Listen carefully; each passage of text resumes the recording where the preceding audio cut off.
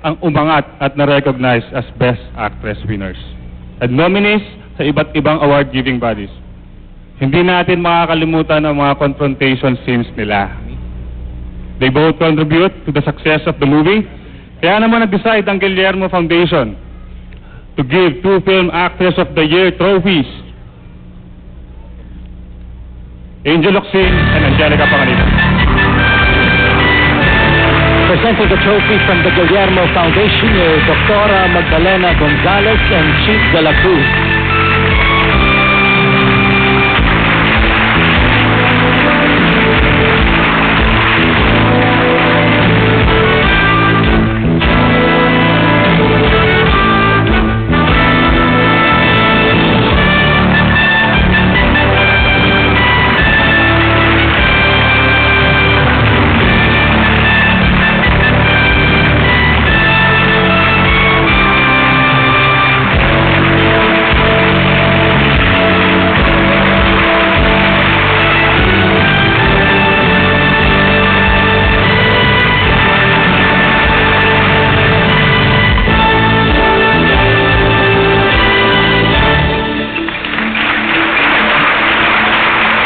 Ayan, mauna na ako. Unang-una, wow.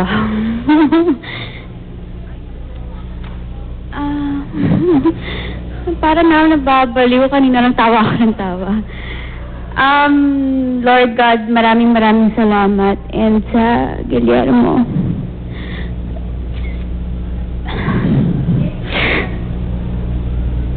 kakalibing lang po kasi ng mami ko, kaya talagang sobra ako.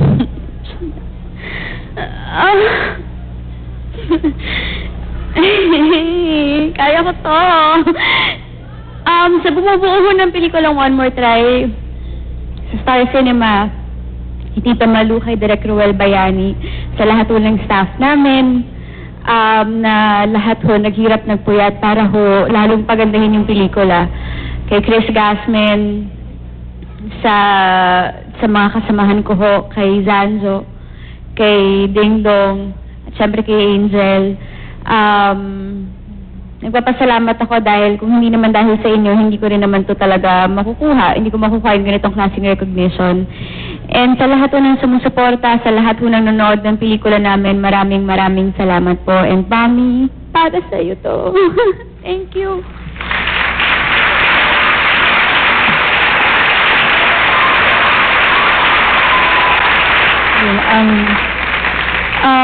Maraming salamat po sa Guillermo, sa malaking pagtiwala po sa amin, at syempre sa Star Cinema sa patuloy na pag-produce at paggawa ng mga pelikulang nagugustuhan ng tao, at nagkakaroon po kami ng trabaho. So maraming salamat po, Tita Malu Santos, sa One More Try family ko po, especially kay Direk Ruel Bayani. Ding Dong, congratulations. Angelica, congratulations sa'yo. V, Bromance, congratulations. At sa lahat po ng nanood, sumuporta ng One More Try, salamat po sa inyong lahat. Sa mga angels ko po, thank you, Lord. Sa date ko po ngayon na napaka-pogi, Phil, I love you. Salamat.